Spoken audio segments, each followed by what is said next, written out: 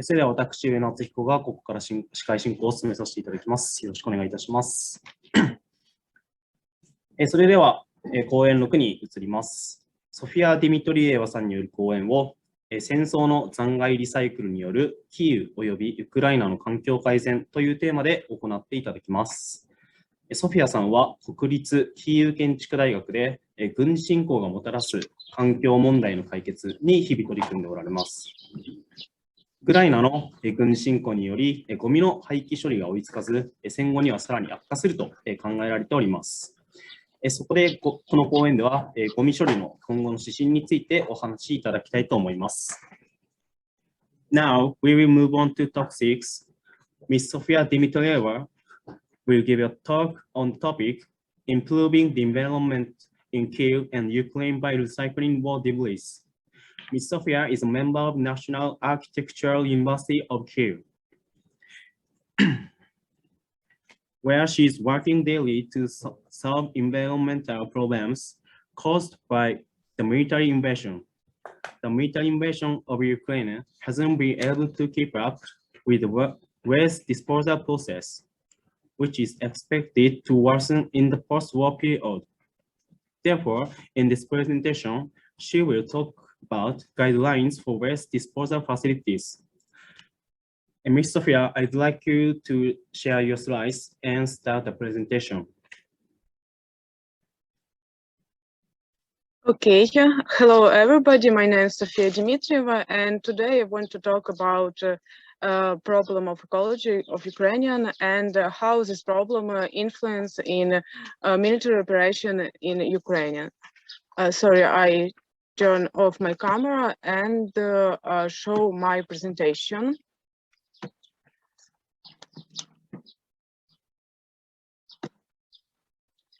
Can you hear my presentation? See my presentation? Yes, we can see it, but not in a slideshow yet. Okay. Now it's okay. Yes, okay. And subject of my presentation is thinking for the future and improving ecology in Kyiv and Ukrainians through post-war waste recycling. And first of all, I want to say that military operation in Ukraine bring not only the death to people, but also harm the environment.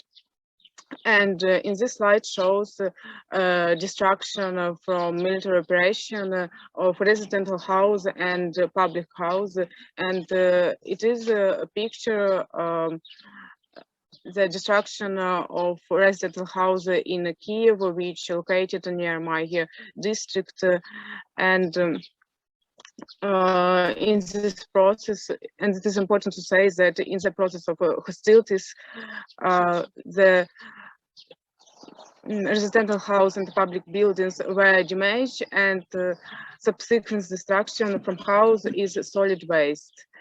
And I want to say that it is solid waste, unfortunately, cannot be decomposed. And the next slide show that military equipment, missiles, and weapons release a large amount of toxic metals. And I want to say that remains of unused equipment to stay equipment cemetery. And in the slide, we can see the equipment of cemetery, and this is equipment a large amount of toxic metals such as mercury, cadmium, arsenic, chromium, or lead. And I want to say here that aluminium, which consists of equipment, remains of unused equipment, decomposed within approximately 15 or 18 years, and we can see that aluminum and aluminum ranked 4 out of 6 position.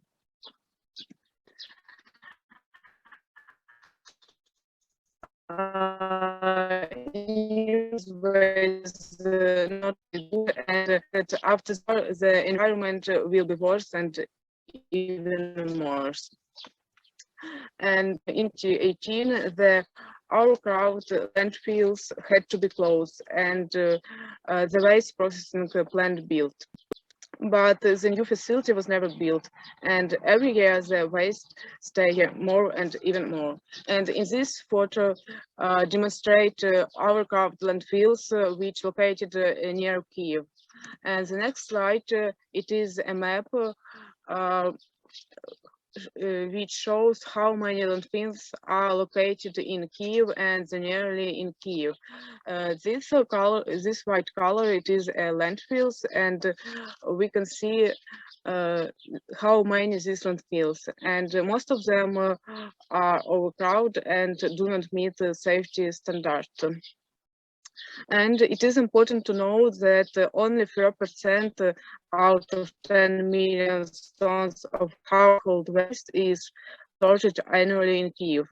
And it is stable, and I think that today it is very important to develop a new waste processing technology and to build a new waste processing plant. And now I want to talk about what I can do that about student project we develop in this. It is a waste recycling plant project.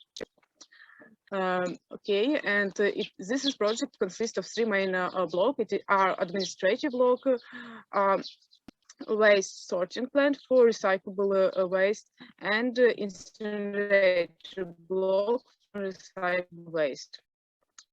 And you can see unloading block. It is a bunker block where raw materials are stored for further processing. The waste sorting block consists for the next function, sorting of raw materials, and we can see in this photo how does this process. It is a conveyor. It is a conveyor where people are sorting this material.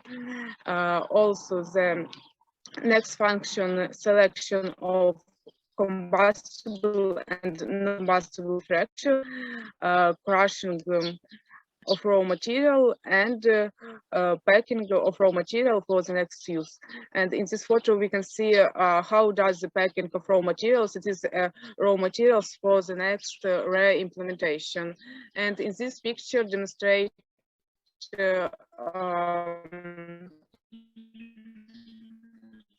unload block storage.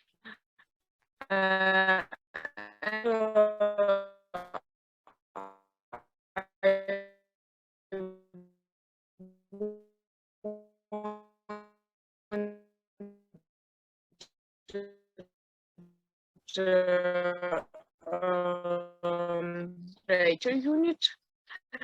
It is and here recycling of in this picture how does in instrument you can see treatment unit and the hair destruction unit. The main structure of installation are it make the active plant. I prepare from and that this is at the my country people the opportunity to think about solving the issue of pollution of our environment. And the next part of my talk, I want to say that I want to put these topics about global issue in my country, and I want to study and develop new methods and be an accomplice in solving global problem. I believe that the future of our planet is in our hand, and only by joining efforts we will save of our planet's ecology. Thank you for your attention.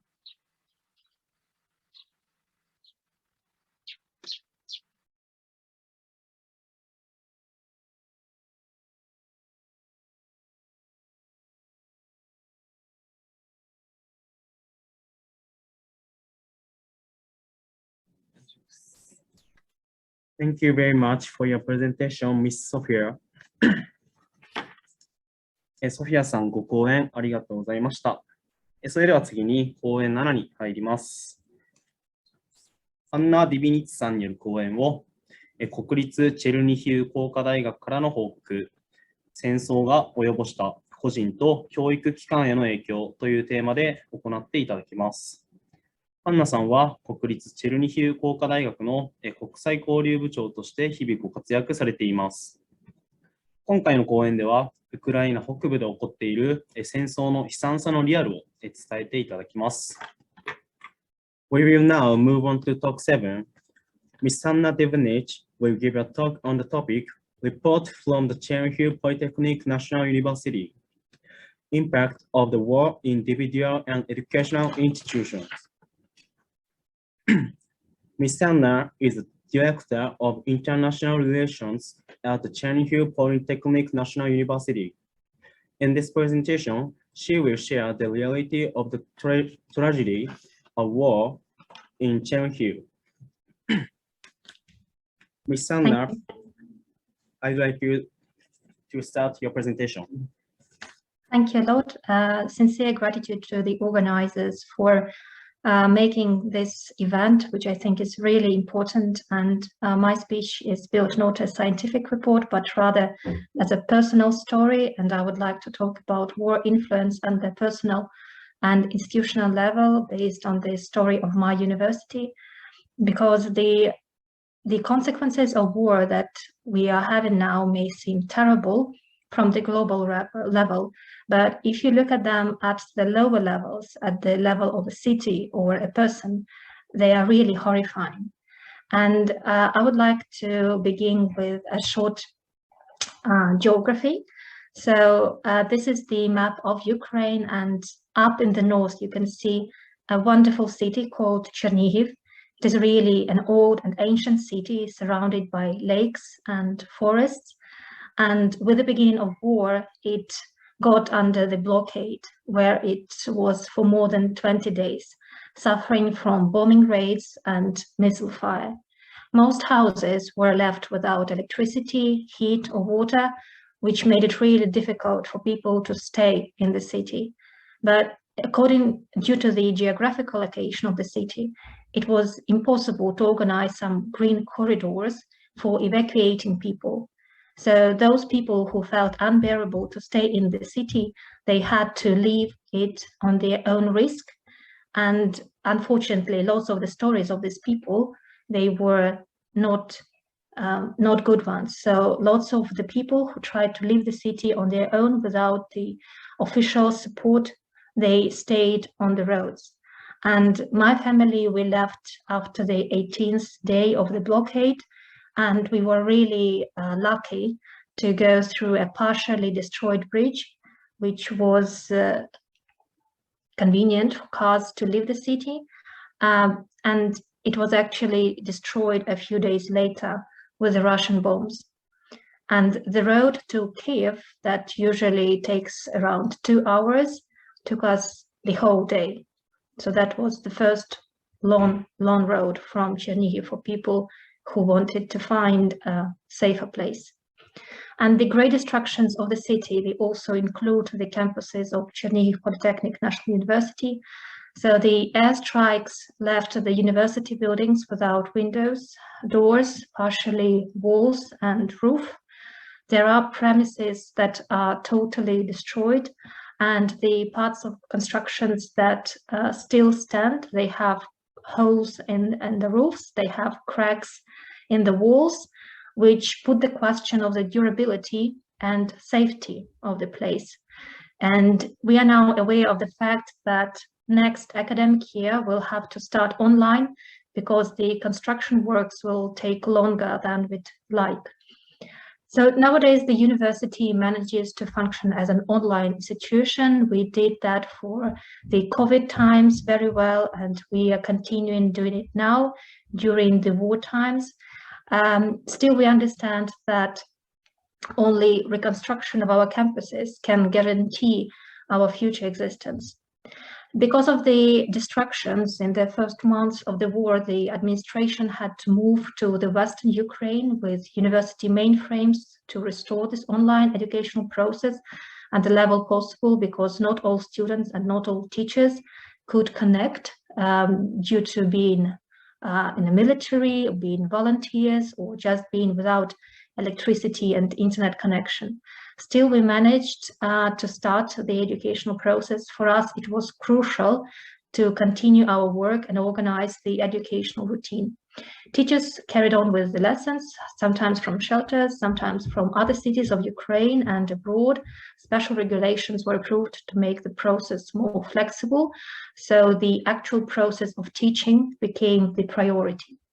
After the Russian army was forced to step back from the north and a way to the city was cleared, there is humanitarian help coming to the university, and university administration, university teachers and students, they are actively involved in organizing this voluntary help coming to Chernihiv, but also to bringing this humanitarian help to people of our region who are in need.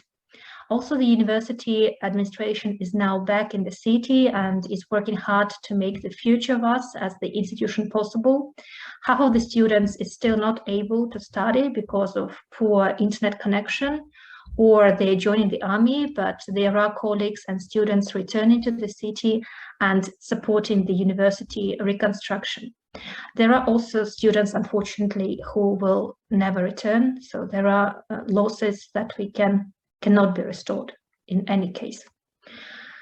We as the university, and I'm personally, we are really grateful to international community and Japan for solidarity with Ukraine. And as it was mentioned by the first speaker, we are calling for your support, not only with words, but also with actions, which is really important for us nowadays. And I believe that our strength is in unity, and that with the support of the community, our Ukrainian universities will recover all the damage and will become even better and stronger than we were before. So thank you for your attention. We are open to cooperation and any offers on cooperation. You can always contact me via my email, and we'll keep in touch. Stand with Ukraine, and thank you all for what you are doing now.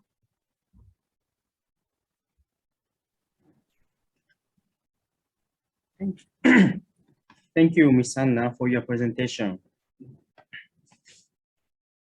では次に講演8に移ります。オレグ・ディミトリエフさんによる講演を、山形大学との学術交流、近赤外新機能色素によるアップコンバージョン発行というテーマで行っていただきます。オレグさんはウクライナ国立学士院の TF-YUCaN半導体物理研究所で日々太陽電池に利用できる有機色素の合成に関する研究をされています。今回の講演では山形大学との共同研究について紹介していただくとともに、それが今回の戦争によってどのように影響されているのかについてお話しいただきます。We will now move on to talk 8. We will have a talk by Dr. Oleg Dmitriev on the topic of academic exchange with Yamagata University, upconvergent luminescence with near-infrared new functional dyes. Dr. Oleg works daily at the TF-YUCaN Institute of Semiconductor Physics of National Academies of Science of Ukraine on the synthesis of organic dyes that can be used in solar cells. In this presentation, he will introduce his joint research with Yamagata University and talk about how it is affected by the current war. Dr. Oleg, I would like you to start your presentation. Thank you for introduction, and good afternoon to everybody. Can you see my screen?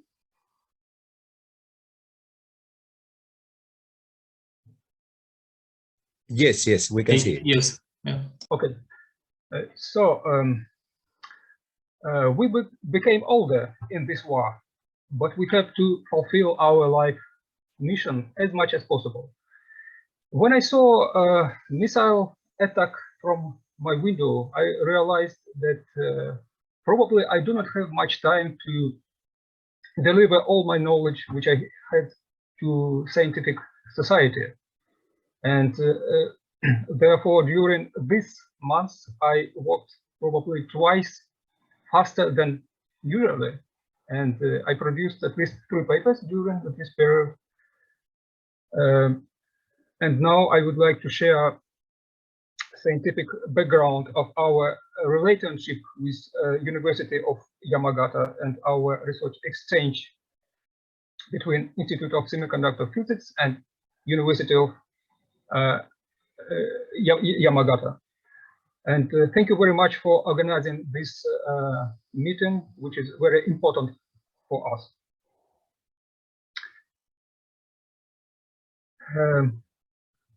I start my description with energy production problem in our countries, in Japan and in Ukraine. As you can see from this diagram, the majority of energy which we produce come from non-renewable energy sources like natural gas, coal, or nuclear power. And only a minor part of energy comes from renewable sources like wind, hydropower, geothermal sources, biomass, or solar energy. If we compare energy sources which are used for production of electricity in different countries, particularly in European countries, in Japan and in Ukraine, we can see that Japan and Ukraine are well behind advanced European countries in using of renewable sources of energy, because in European countries the share of energy which comes from renewable sources reach about 40%, and in some countries like Sweden, Norway, or Iceland, this amount reach 70 or more %. But in Japan and Ukraine, we have only a small amount of renewable sources to produce electricity. And from this data, it is clear that our countries should collaborate in development of renewable sources for consumption in our countries, for production of electricity particularly. Some history how our collaboration started. Firstly, I closely got acquainted with Professor Yoshida in 2013 at a conference devoted to solar energy for world peace. It is amazing because this conference just stressed about that just renewable energy give countries independence and prevent war and international conflict. And we met with Professor Yoshida, we discussed and we exchanged our business cards. And this was a happy ticket because in several years, when bilateral, when it was announced a competition of bilateral projects between Japan and Ukraine, I contacted Professor Yoshida, and we prepared a joint project and submitted and got this project was approved, and in this way we started our close collaboration. In order to explain the subject of our collaboration, I would like to overview energy sources available on our planet. These sources can be roughly divided into energy reserves and energy fluxes. The main energy reserve which provides energy for our planet is the sun, which has a reserve of about 10 to 41 joule of energy. And sun also produces solar radiation flux, which is the reason from which other fluxes originated, like wind, like hydropower, and photosynthesis. And photosynthesis give rise to formation of organic fuel like natural gas, petroleum, and coal. There are also other energy resources and energy fluxes on our planet, and one of the biggest flux also belong to terrestrial radiation, which is in fact a heat which emanates from our planet, because our planet has a temperature, average temperature of 17 degrees, and it can radiate infrared radiation to the open space. So the main energy fluxes, the most powerful energy fluxes on our Earth belong to direct solar radiation, outgoing terrestrial radiation, and photosynthesis. Direct solar radiation and terrestrial radiation are the main players in keeping of the thermodynamic balance on our Earth, because these fluxes are approximately of the same amount, and thermal radiation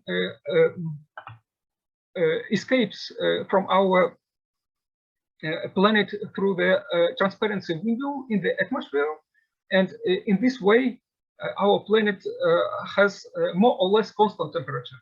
If we break this balance, then we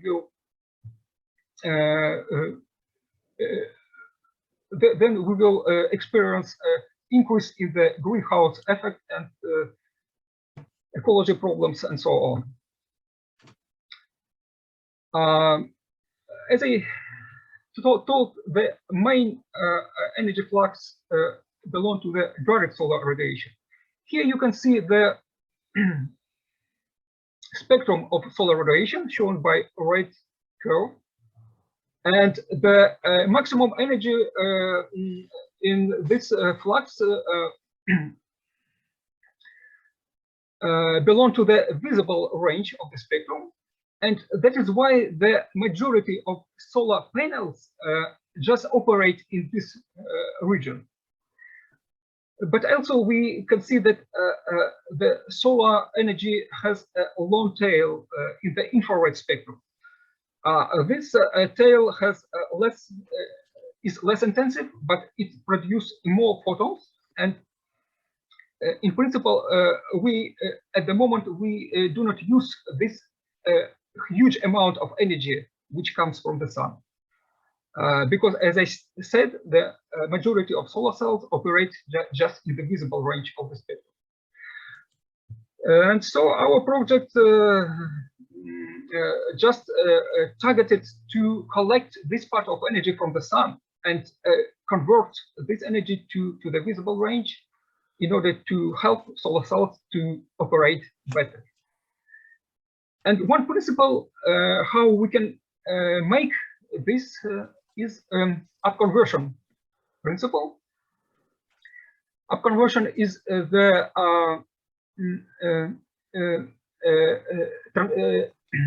transition of low energy photon to a high energy photon.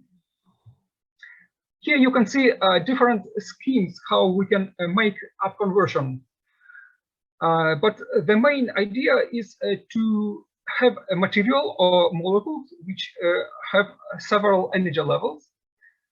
The lowest energy level is the ground state, where electron is relaxed, and the other energy levels are levels where the electron is excited, is in the excited state.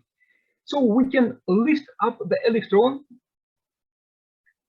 in a stepwise manner by absorption of low energy photons through intermediate energy levels.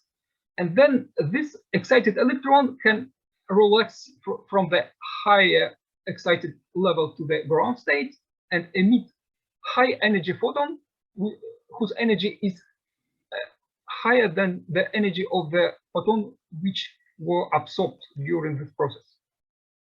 In this way, we convert lower energy to higher energy.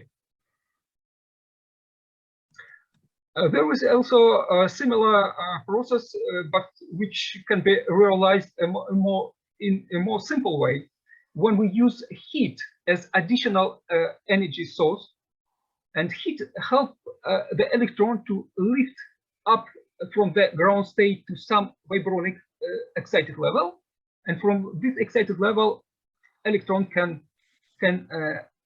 be heated by an absorbed photon to some excited level, from which electron can relax to the ground state and emit a photon with energy higher than the energy of the absorbed photon. This process is called thermal assisted or vibronic assisted absorption, upconversion.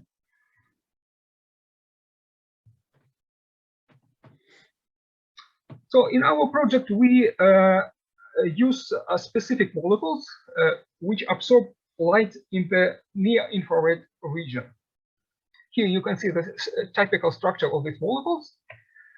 And this molecule can upconvert light by using heat as additional energy source.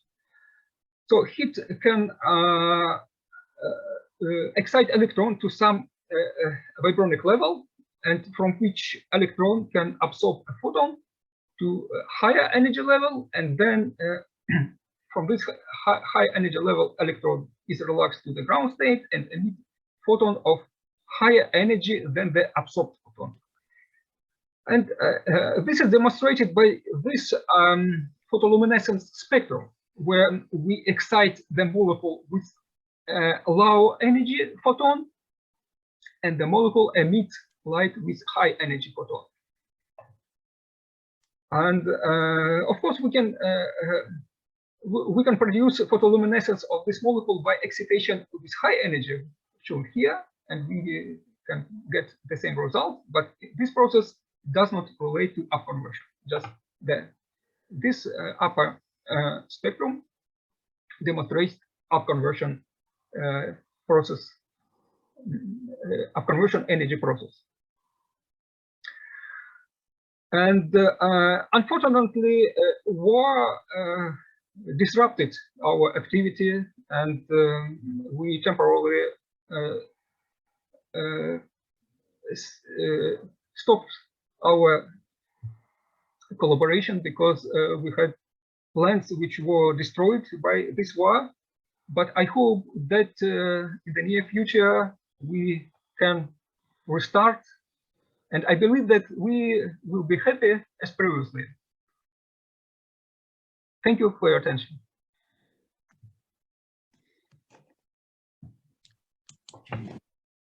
Thank you very much for your presentation, Dr. Oleg. オレグさん、ご講演ありがとうございました。では次に講演9に入ります。ペトロ・スメルテンコさんによる講演を戦時下での学術活動、学術誌の出版継続についてというテーマで行っていただきます。ペトロさんはウクライナ国立学士院のYUCaN半導体物理研究所の上席研究員としてご活躍されており、新規半導体材料の開発に向けて研究なさっています。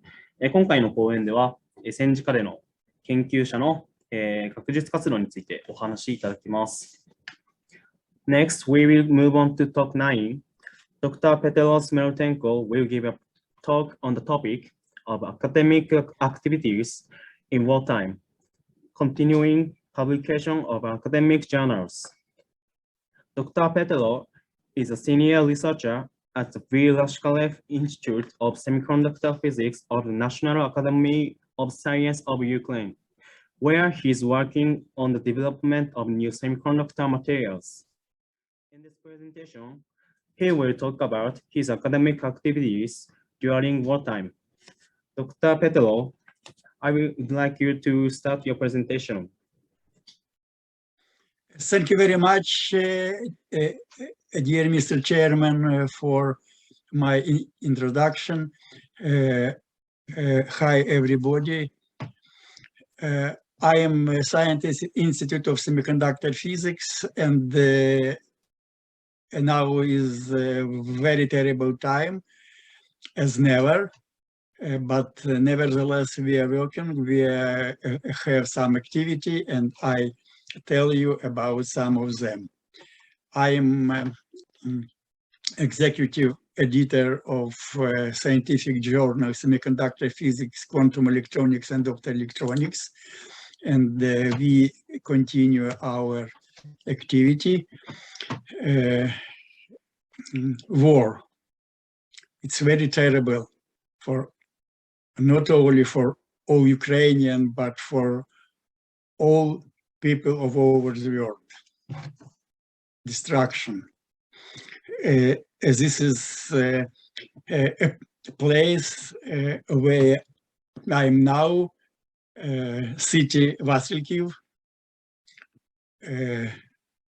Mikityuk, Anastasia, shown some photos from our distracted city.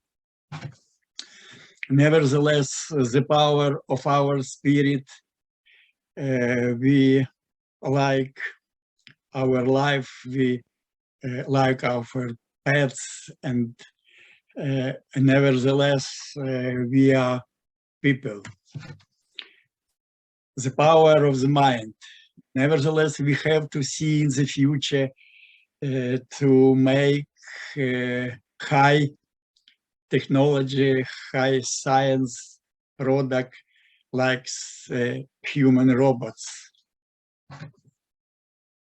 My future experience is this is view from windows of my house. You can see on date the first attack in Vaslikov was 27th of February. The second was in March. The third was in March, and the fourth very big attacks was in April.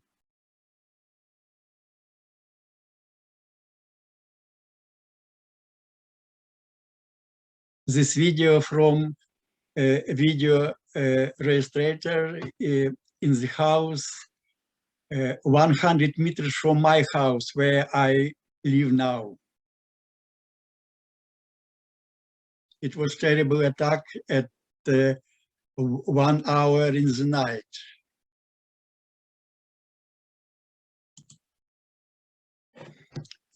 Our windows were destroyed. This is some photo.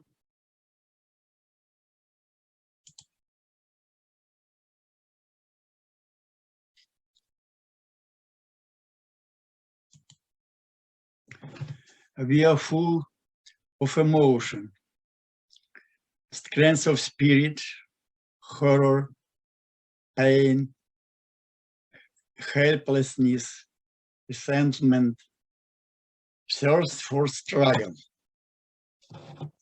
Such is reality today in Ukraine. Our science suffer from the Russian occupiers just like all people of Ukraine. However, they are doing their job together with all the people of Ukraine. They continue their research and not leaving cooperation with whole world. Our journal, Semiconductor Physics, Quantum Electronics, and Optoelectronics, has published its first issue this year. In addition to Ukrainian science, our colleagues from Great Britain, Egypt, Slovak Republic, Sweden, Uzbekistan submitted their article. The articles are aimed at gaining new knowledge in this semiconductor material science, new effects,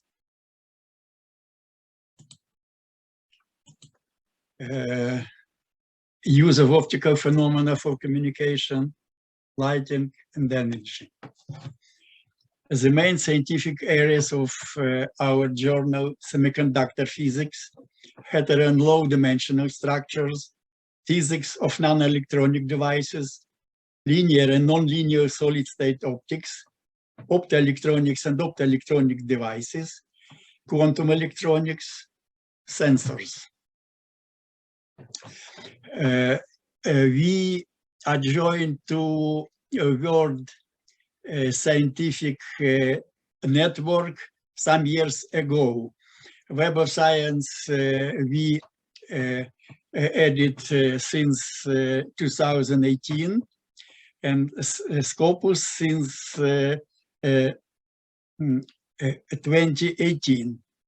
And for this 3 years, we have already some Scopus database ranking, Simaga journal rank for 0.19, site score rating 0.4, site core tracker 0.7, and now we are in the third quartile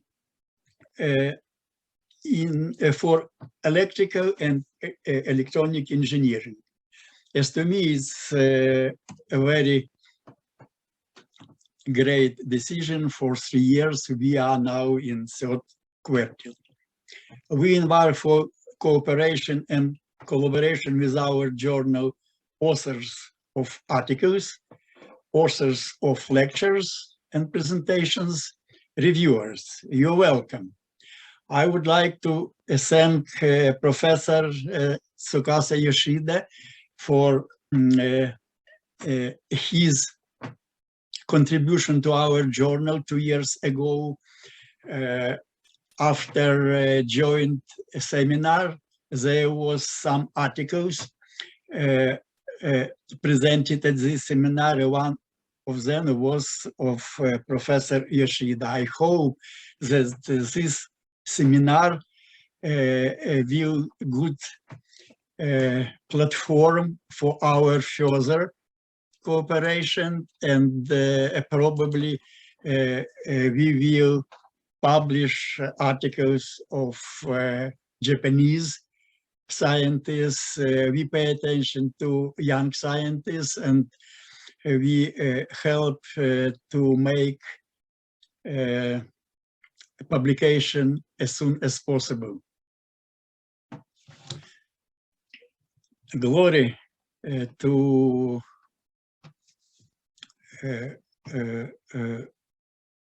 all Ukrainian heroes who laid their lives on the altar of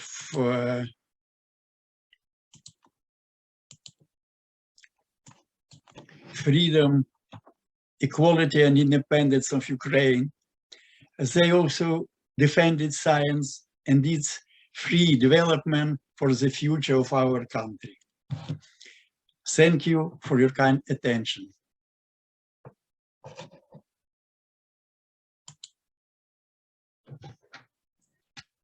Thank you very much for your presentation, Dr. Petro. ペトロさん、ご講演ありがとうございました。それでは最後の講演に入ります。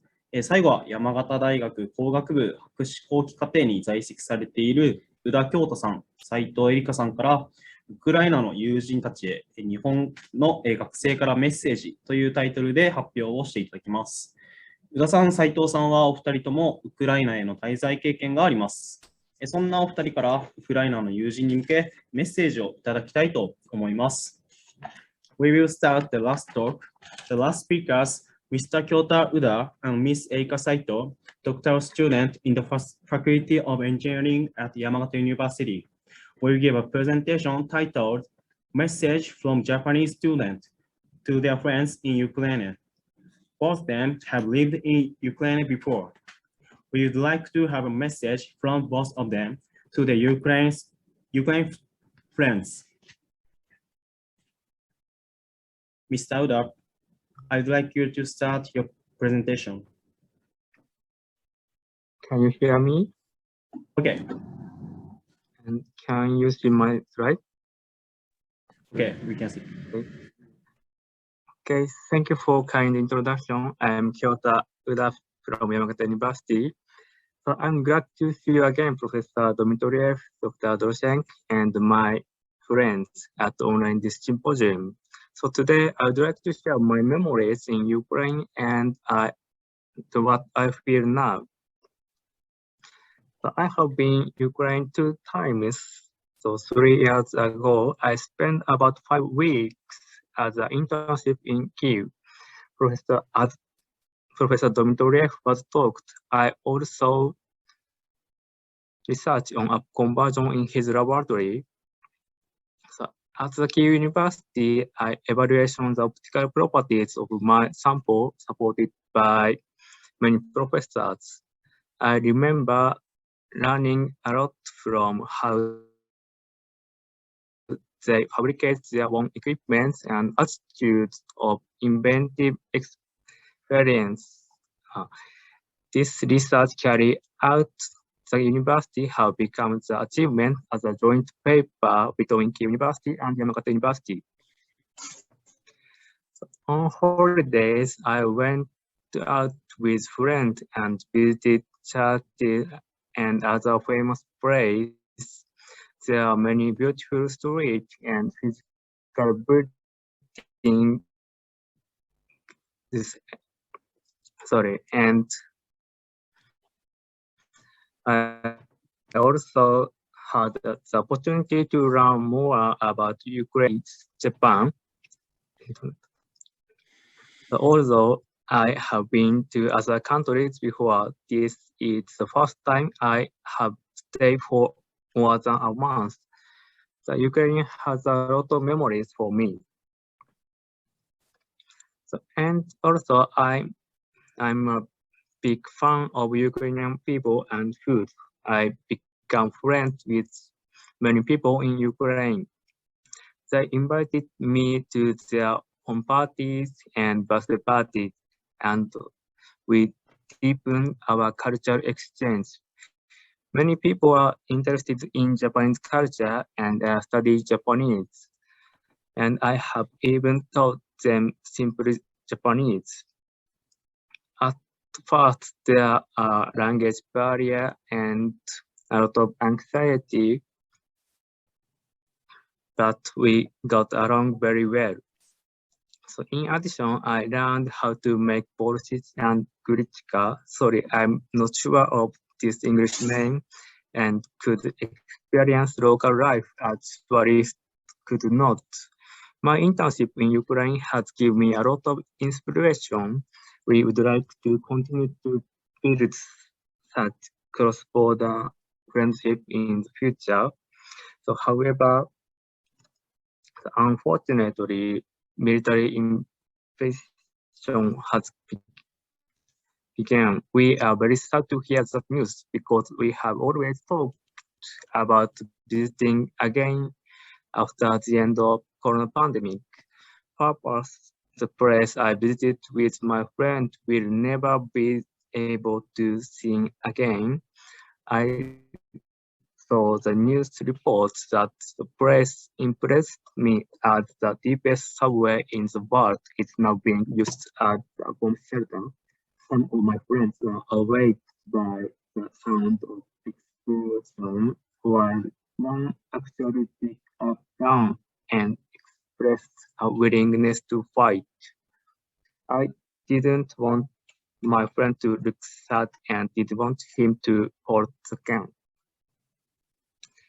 So finally, I have many things to tell you as a message, but please keep you safe and alive, and please play a role in conveying the misery of war to future generations. I hope to see you again in Ukraine someday, and all of us are praying for peace. So thank you for kind attention. So next speaker is Miss Erika Saito. She's also a member of Visited Ukraine with us. So Miss Saito, please.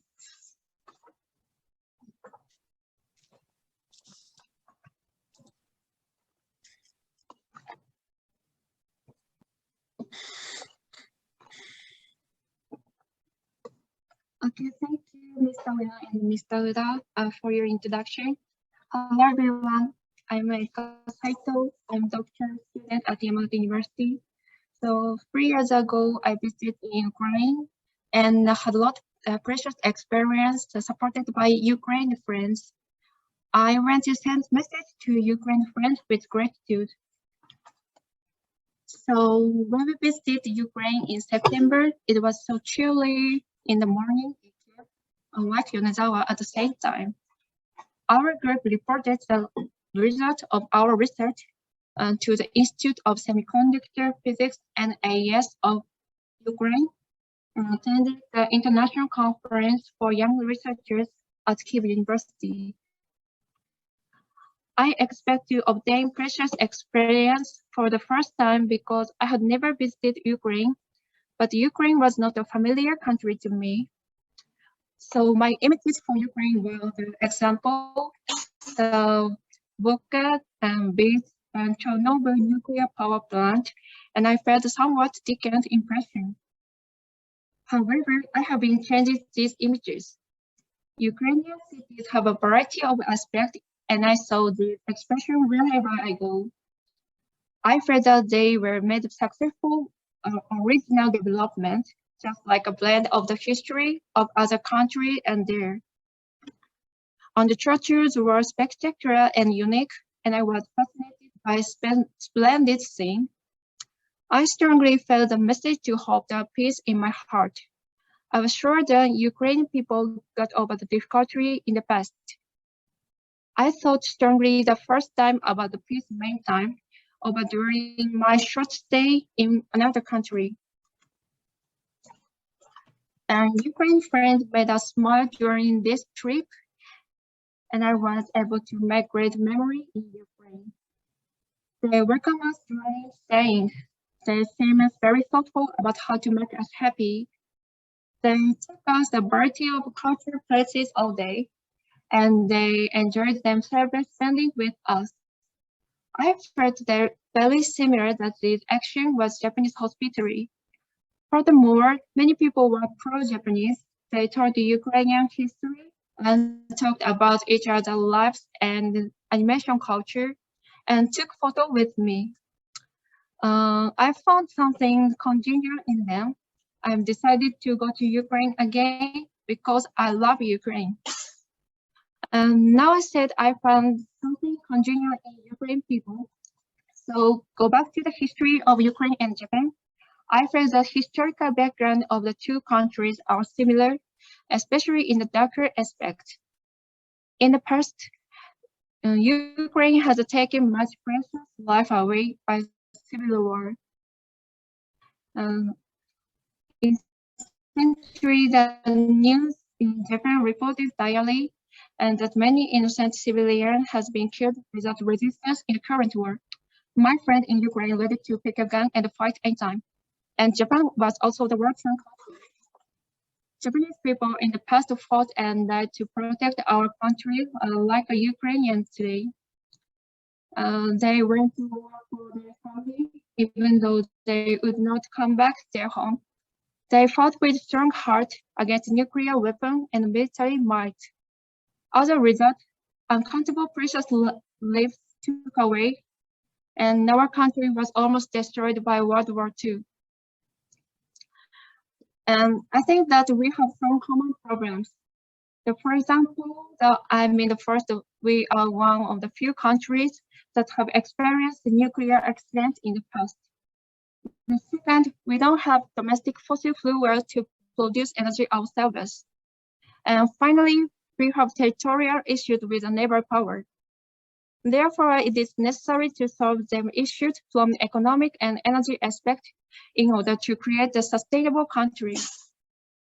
We should not forget that Japan is in a similar situation to Ukraine. And we will continue to pray for our friend's safety, who is still resisting bravely in war. Japan has suffered great defeat in past in World War II. However, no matter what happened, Japanese people never gave up and never lost their heart and mind. Overcoming the painful past we have made remarkable progress and created a new Japan we know today. But please remember, peace, a smile, your life, a reason for Ukraine development. Your continuous existence is the key to Ukraine freedom. I wish you your safety, and I know that you have a friend all over the world who don't know your face. You are far away from you, but we are always worried about you. Of course, protecting your country is a wonderful thing. It must be very painful to see town where you grew up destroyed. But the worst situation is that you will become a victim of this war. War is unacceptable for any reason. I believe that a peaceful future is just around the corner for you. Please protect your life with hope. Thank you for your kind attention. Thank you very much for your presentation, Mr. Uda and Ms. Saito. All lectures are now closed. Next, we will move on to the Q&A session. 宇田さん、斉藤さん、ご講演ありがとうございました。本日の講演は以上となります。次に、質疑応答に入りたいと思うのですが、チャットにたくさん質問が来ているようなので、そちらから始めさせていただきます。I will start with a question that seemed to have come in the chat room. 池田君、お願いします。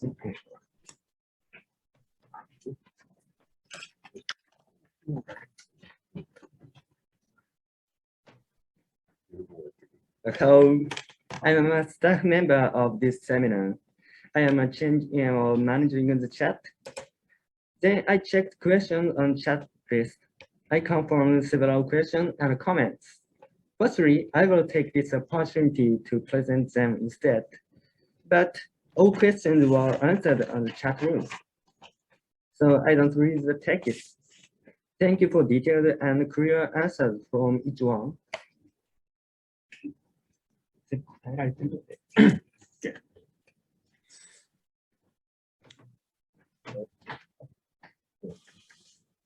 松尾さんのやつは伝えてもいいかもしれない。日本語でね。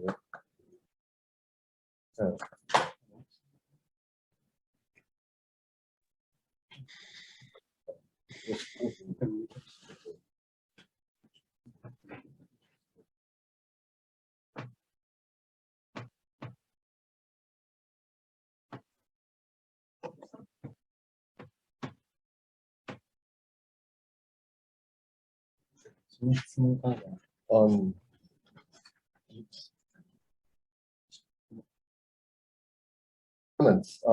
質問ある方とか、日本語でも構いませんので、ぜひ、この機会に、まだ30分ほど予定の時間、終了時間までございます。Yoshida Sensei. Yoshida Sensei, can you hear me? Yes, I can hear you. Okay, I would like to thank all the presenters. Thank you very much for all the explanations that you have done of course, a very difficult situation that you are experiencing at the moment, and also, of course, for introducing the research that you do in your institutions. I am also a professor at Yamagata University, not in the Faculty of Engineering where Professor Yoshida is, but I'm in the Faculty of Agriculture. Vlad should know Tsuruoka. I am in the western part of Yamagata, but I visit Yonezawa and Yamagata quite often for work. I was talking to Hannah. I don't remember the last name, but Hannah, who did the presentation about programs for exchanging students from Ukraine to Japan. And I wanted to explain you what that program is about. And also maybe Vlad, probably you can look for it. The program is called Sakura Science. It's a program where all Japanese professors from any university can apply to bring students from any country in the world at the moment. At the beginning, it used to be only Asian students, then South American students, and from last year, also European students are eligible to come to Japan through this program. I have tried to contact Ukrainian universities from March. I have not been very successful, but maybe with this excellent opportunity that Yoshida Sensei has provided to all of us, we can start establishing contact. I would love to bring students to Japan. It's a short period. It's not long period. It's a number of 10 students usually. It's for 10 days to 2 weeks. All is paid. The tickets are paid, the stay, the mobility inside the country. Everything is covered by the JEST, that is the institution that is in charge of this program. Of course, my major is forestry, is environmental science, but as I mentioned in the chat, I'm also interested in recycling and renewable energies. So any student that is interested on this, of course, the student cannot apply by him or herself. It has to be, the application should come from the institution. So please keep this in mind. I only wanted to mention this. So you can contact Vlad. I will be in contact with Vlad very often. You can write me too, of course, or you can write Professor Yoshida. I'm in contact with him too quite often. All right, I only wanted to mention that. Vlad, I will see you in Yonezawa when I visit. I will let you know when I go. Yeah, thank you. No, I didn't hear about this program. I will double check. Sakura Science. Sakura Science, exactly. It's promoted by the JST, Japan Science and Technology. Mm-hmm.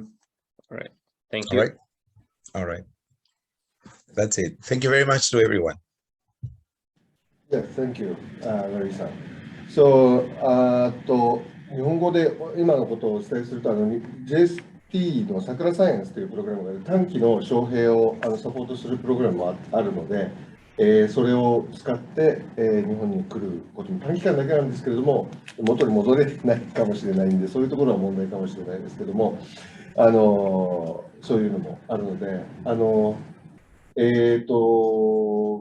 学生さんで、今日ご参加ある日本の方々にはお伝えしたいのは、もしその日本の大学に、山形大学に、来たいという方がありましたら、私やラリー先生やクラスさんの方にご連絡いただければ、分野に応じてそういうつないだりとかできると思います。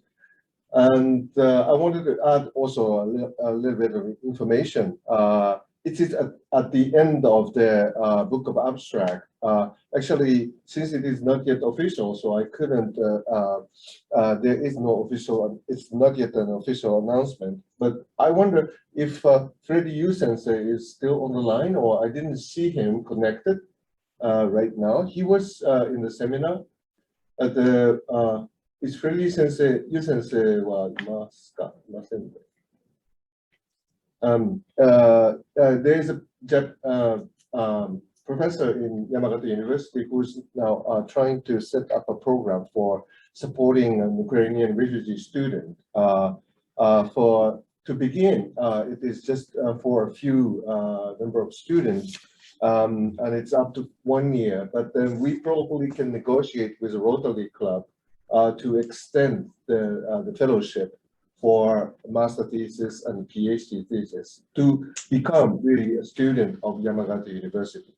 And then if there is anyone, then especially in field of chemistry, I will be very much happy to host such a student. So then if any one of you know a student, or please provide this information. So what is shown in the end of the book of abstract is approximately what is being planned. So it is the full coverage of the study, including life and in addition to the government support. So YU, although it's not yet on the list of this big list, which you might have received from Vlad, so already almost 30 national and private universities start their support program. So please share such information for anyone who is looking for a place to continue their study. Then consider Japan and Yamagata as a possible place of study. So if I may give a question, actually, there are tons of things that I would like to know. But especially since students are also kindly presenting their presentations, then I would like to ask especially just like I was wondering, so then it is really like tough to imagine how much difficulties that you people then had to go through, and also how long that kind of hardship can continue. So this is really almost beyond our imagination, like of people living in Japan in peace. And so I would like to ask Anna and Sophia then, how do you feel like with your honest feeling, like you are still in the middle of the study. Do you think you can accomplish what you wanted to do as a student in this given circumstance? And if it is not, what kind of help is most needed, you feel? So my name is Anna again, and I will answer this question from my side. As for me, it's really travel and hard.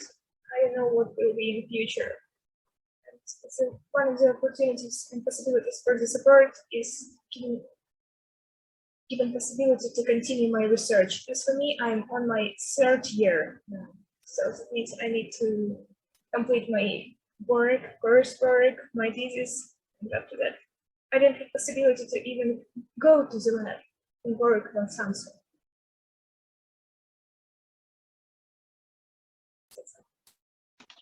Thank you for your question. I hope that I'm going to create my project for future of Ukrainian, and construction might be planned, and I hope that I be an accomplice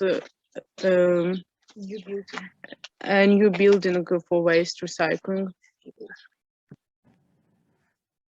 Yes, I understand that what you like to accomplish for your study, but then do you think that you can do what you want under the given circumstance? That's my question. So then, like it sounded to me that really the environment, proper environment, is lost for you. Like some of you, like boys, even have to take a gun and may never return. So that's terrible, really. But even for you, but then acting for volunteer work, that is of course important. Right now, I think first priority is survival, yeah, for your safety and to how to survive, and then just make the life possible. But then you are in the middle of your study, so you had big dreams, big wishes, and therefore you became a student. And now the environment is lost, and so what's your perspective? And then if there are things for us to do, then we should be really prepare ourselves for maximum help. Of course, I'm not a politician, but then I can at least try to talk to the leaders to seriously consider and send let your voices be also transferred and then heard by them, and then because this is something serious, right? So, what's your idea? Like, it is so frustrating to see this happen.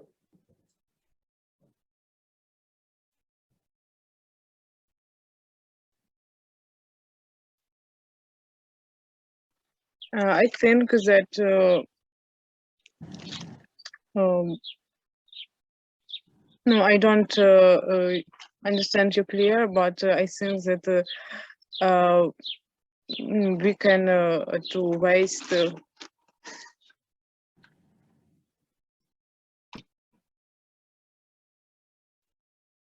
In my projects, I show the main idea how I can help in situation environment in Ukraine, and I think this is one of the main problem, and we need improve this thing. So maybe if my projects will be built in Ukraine, we will have as less pollution, as less. Yes, I understand. Sophia, I understand your wishes, but then can you continue working for that hope? Like that's my question. So simple as that. Like, yes. Yes, I hope that I can provide my project in Ukraine. Maybe I work, I do something else in this branch, in this in my projects, and I hope that my project will be realized. Because then we heard that in many cases, then students cannot even attend their online classes, right? So how to continue then the studies, and also how to finance your research project and studies. Or of course, professors may also have some comments on that. I don't know yet, because now I'm studying and don't work in the big company. Yeah, so but I try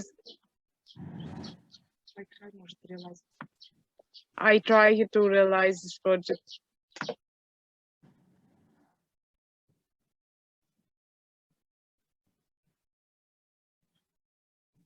日本語でも少しお伝えしておくと、私が聞いてたのですね、まあ、結局、修学を続けられる状況に今、ほとんどなさそうなので、学生さんに自分たちが果たしたかった学習をできると思いますか。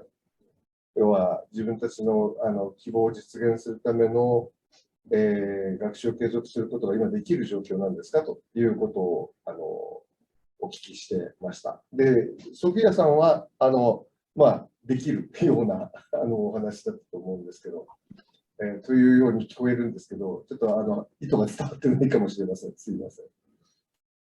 Anna, what's your take? Actually, so you also indicated your friends going for volunteer work, and then they keep themselves busy. That I understand. Yeah, but then that's not what you wanted, actually. So if there is no such a thing like war, then you would have continued your study for your wishes, right?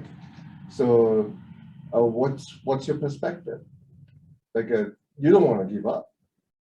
Yeah, I don't want to give up. I wanted to continue to develop myself as a researcher. And I think I hope that situation in Ukraine will stabilize, and I will have a possibility to work in Ukraine. But if not, it's things that I'm going to continue research abroad, or trying to get some connection and develop science based on the connections with other countries for Ukraine. This is one of the possible solutions to this problem. Let's see if we can extend the cooperation. Where are you right now? Are you out of it? Yeah, right now I'm out of the country, and it's my second country after the Ukraine, and it's Ireland, Dublin. I'm here for internship. It's a short-term internship, but it's one of the ways to continue my study. Yes. So if there are multiple possibilities then offered to young Ukrainian students, then you think that it can help them to continue their study, and then one day, of course, you will be going back to the country to rebuild, right? So, okay, yes, that's what we believe. It's our responsibility. やはり彼女自身も今外国に逃れている状況で、要はなんとか学習を継続して、いずれ自国に戻って国の再建に貢献したいということで、そういうわかります。その他いかがでしょうか。皆さんからせっかくお伝えです。Mr. Platmarenko, please. Yeah, I just want to mention, same as the Yoshida-san, there is in the chat was message from the Hanna Divnich from the Chernihiv University, and she's mentioned even they're connected online nowadays, only 50% of the students right now are able to study. So even if there are some Zoom classes, but even with the Zoom classes, only 50% able to study.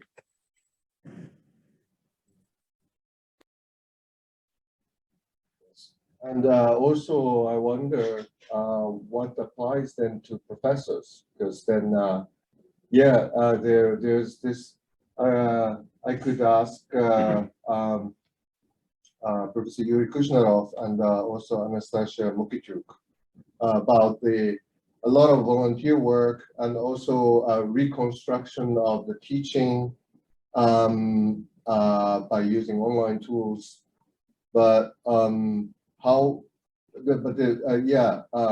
Anastasia mentioned the difficult finance situation, that all the resources are going to the military, which is understandable right now, but then that really also additionally destroys the environment for the students. Professors also may not be able to continue their research work. So how do you actually finance like our food or resources, energy being sufficient for you to survive, or because then no productive work may be possible if you are always threatened by the attack by invaders. If I may ask. Okay, I want to add some information to previous question, if I can. As I know, many practical experiments are currently impossible in Ukraine institution and school and universities and colleges because of the close of the war. Students working with result were made before the war. So if you have some proposal or you can give some wide broad information, and we could join forces and write some articles, some result research, and some other scientists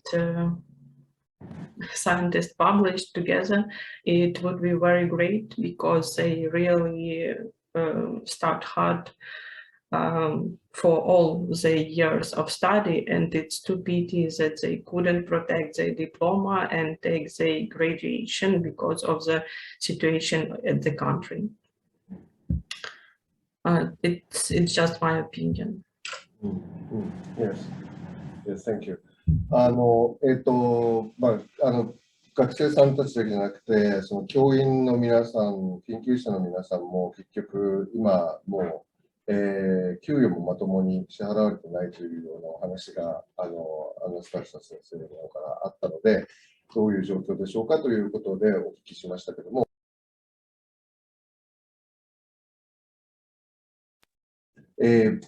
このウクライナの研究者の人たちを忘れないというか、その協力関係みたいなものを日本の、先生たち、大学と、築けたらいいというようなことでした。And yes, actually, it is not yet done. It's not yet done on a large scale. But then, as I know, there are a few Ukrainian researchers who got the temporary position in Japanese universities. So to plan such a thing in a larger scale, then if we could make a sort of like joint lab or satellite lab in Japan. And then I would be happy to have some researchers from Institute of Semiconductor Physics or Kyiv University, with which then I already have collaborations. And they could come and then continue their research work, use my lab space, and they should be receiving some research fund from the Japanese government. So, and then also in addition, then you can continue working with your colleagues remotely in Ukraine. That would be very good to realize. But of course, it always is a question of money, and then it is also something what eventually the Ministry of Education or the have to decide. But then we want to create some successful examples to host even a few students also here in Yamagata. That could become then the good start to set up something, because then unfortunately it will take long time to recover everything, as I see the level of destruction of all these university facilities, and that's very sad to see.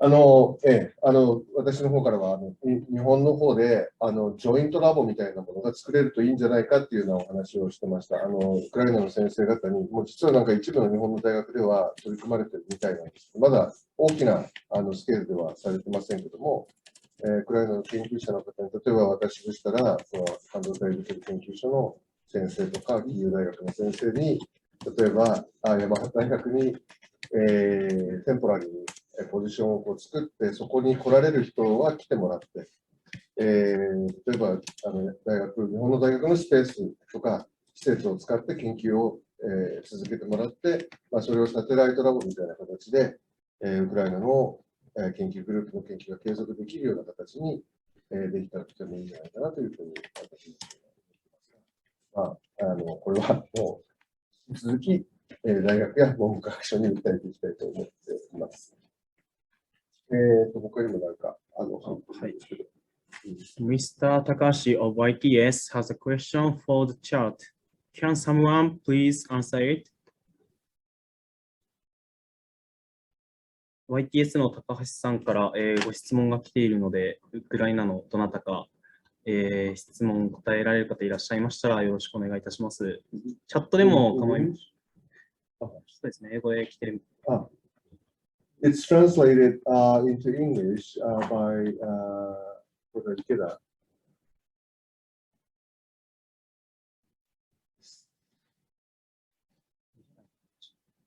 Can you see it? To read.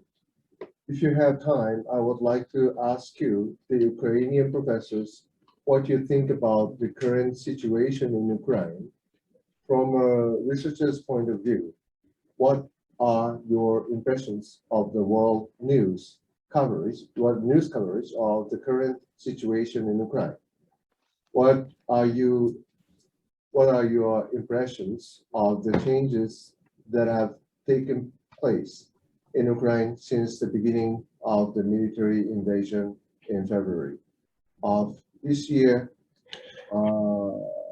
and now about 3 months later? And please tell us again how you see the fact that our university partners in Japan, Yamagata among them, So can I try to ask a part of this question at least? Yes. Because the question generally is too wide, so I can answer it only partly. About the international coverage. It happens so that the first days of the invasion, which were the most risky and the most tragic, I spent as a freelancer of a volunteer freelancer of the Polish TV. I tried to explain them in Polish what's going on in the downtown of Kyiv. At that time, we listened all the time to shelling. The Russian tanks and groups sometime were very near to the center of Kyiv. And I felt it very strictly that I was treated by my Polish audience as a gunner, as a person who will die a day later or a week later, but in fact, as a person who had no chances to survive. Probably the greatest thing that happened is that now we understand that Ukraine will survive. Although we don't understand whether we here in Ukraine are under risk, and to speak frankly, we don't know whether I survive personally or my colleague will survive personally, because Russia still have too many missiles and they can hit any point on Ukrainian territory. But Ukraine as integrity will survive, and this is due to the international cooperation and international pressure. Really, we want this cooperation and pressure to be more active, because we understand quite well that one of the roots of the current situation was the policy of so-called reset, which tried to make Russia better, but in fact, which made Russia stronger, which made it more aggressive, and in fact, which led to the invasion. Now, West should understand that there can be no good Russia. The only good Russia is Russia very weakened, Russia with no possibilities of aggressive policy. So please continue your pressure. Please remember that the best you can do now is to stop all the contacts, to give no possibility to Russia to improve their technologies, and that's probably the most important. The next point is what's happening in Ukraine. That's a unique situation. I was asked by somebody here in the audience how Ukrainians treat the situation. Almost 90% of Ukrainians now strongly oppose the idea of peace in exchange of territories. It's make a very great challenge for Ukrainian government, because we are a democratic country and obviously it's necessary to negotiate. But it's almost impossible to negotiate with Russia, because they do not want to negotiate without the question of recognition of Russian annexion of Crimea and Donbass, and now sometimes Kherson and part of Zaporizhia districts. The Ukrainian nation now will not permit the Ukrainian government to negotiate under these conditions. It's and the second question is that it's hard to believe, maybe from some pragmatic point of view, it would be good for Ukrainians to say, okay, take Donbass and return us Kherson and Zaporizhia and let's have peace. But unfortunately, it's next to impossible to believe Russia.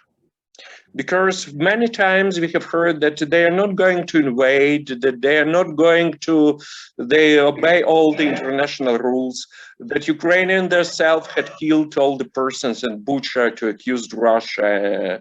I should stress that Professor Platkov was killed on the 13th of March, and we knew it quite well. It was more than 2 weeks before Bucha was liberated. So the only thing is to make a strong pressure on Russia, and therefore we really need stronger coverage. We need the unity of the democratic nations. We need the pressure on the nations like China, India, which try to carry business as usual with Russia. Because we are dying here, but we are dying not for Ukraine only, we die for some better future of mankind. Thank you. That's the answer on the part of your question. Yeah, thank you very much. I understand that so you said that the negotiation with Russians is impossible, because then once if you do that, like they would start asking more and more, or they would like not stop anyway. So that's because up to now they really they didn't want to negotiate.